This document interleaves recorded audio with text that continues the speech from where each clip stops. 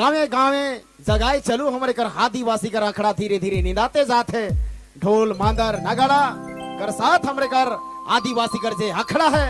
अखड़ा बाची तब अपन आदिवासी समाज बाची तब तो अपन झारखंड राज्य बाची तब तो अपन परंपरा और संस्कृति बाची।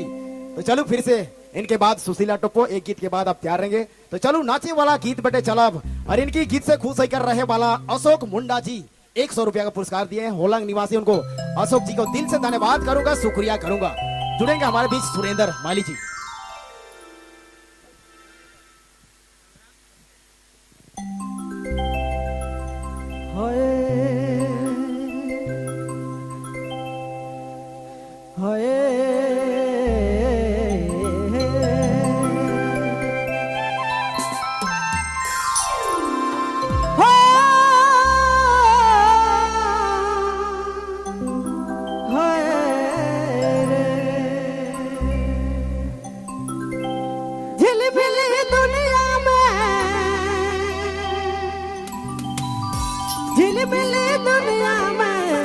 बनले दूसर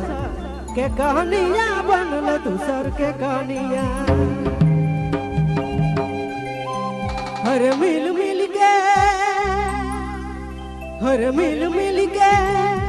मौके तोरी झाले रे अरे अब तो छोड़ दे रे मोर जीगा मुस्की हल्का सा ध्यान दे भोकल में